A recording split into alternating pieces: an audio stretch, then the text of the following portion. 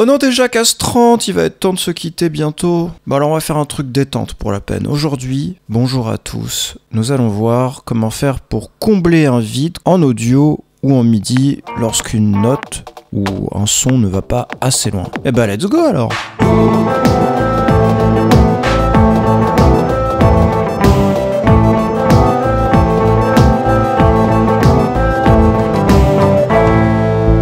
Bon bah alors c'est pas parce que c'est presque la fin de ce calendrier de l'après qu'on va changer les bonnes vieilles habitudes. Pour illustrer l'exemple, je vous ai fait un petit morceau, j'ai même donné un titre exceptionnellement, ça s'appelle London Calling.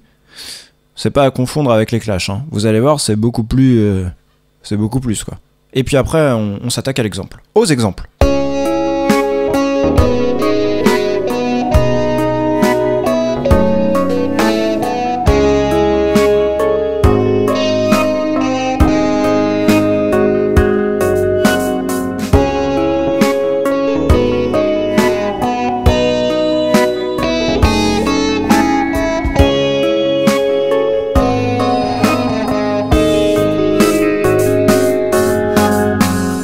Et voilà, ça boucle. Bah alors sans plus attendre, on va d'abord travailler sur le plus complexe, comme ça on se réserve le plus simple pour la fin. Comment faire si on a un vide et qu'on veut étirer de l'audio pour que ce soit une piste pleine en termes de son. Alors on va se mettre sur la guitare, puisque c'est celle-là, la piste audio. Même si ça n'a pas d'intérêt réel en termes de direction musicale, je vais essayer de faire toucher cette note avec la reprise suivante. Voilà, donc là, il y a bien une demi-seconde à combler, quoi. Il va falloir étirer l'audio grâce aux actions suivantes. Item property, de create item by 0.6%, 10 ans. Item property, increase item by 0. Le decrease, c'est pour agrandir votre objet, et le increase, c'est pour le raccourcir. Alors quand on fait ça, évidemment, on le fait pas sur toute la pièce, sur tout l'item là. Si j'agrandis toute cette partie là, bah ça va tout ralentir, et il faut surtout pas faire ça. Nous, ce qu'on veut, c'est pas ralentir le tempo de cet objet, c'est juste étirer une toute petite note, quoi. Faut pas en prendre un bout trop court parce que sinon il faudra l'étirer à outrance et ça va s'entendre dans le son, mais faut pas en prendre un trop gros morceau non plus. Donc bah oui, on va couper tout de suite cette note là ici, donc A. Un item added. Voilà, j'ai fait 2 0 3 0 2. J'ai isolé cette note et puis là je vais appliquer l'action. Encore un peu plus, je reste enfoncé sur Maj 1 pour étirer et Maj 2 pour rétracter. Maj 1 c'est bien le E commercial au-dessus du A et Maj 2 c'est bien le E accent aigu au-dessus du Z. Encore un peu, on y est presque. Voilà, ça y est, ça touche.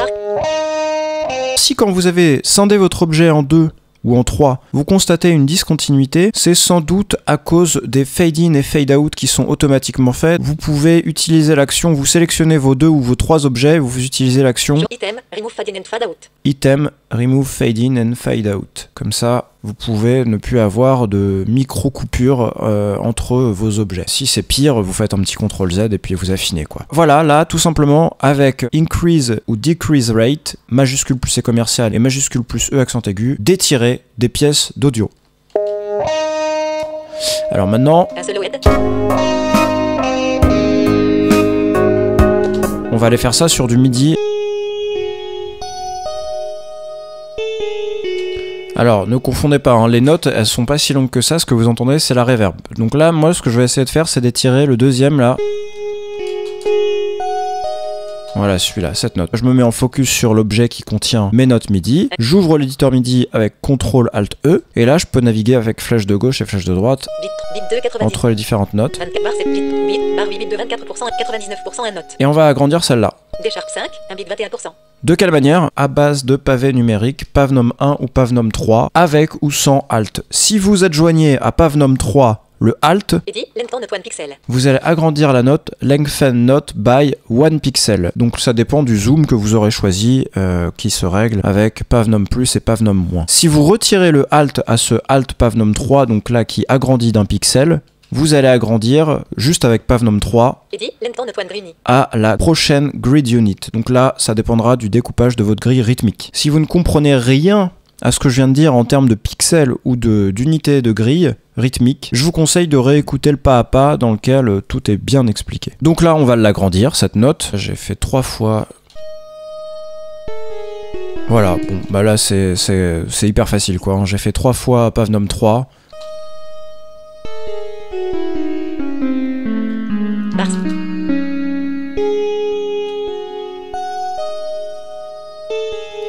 Et alors pour vous montrer, je vais la raccourcir. Voilà, on peut pas la raccourcir plus que ça, il y a de la reverb qui étend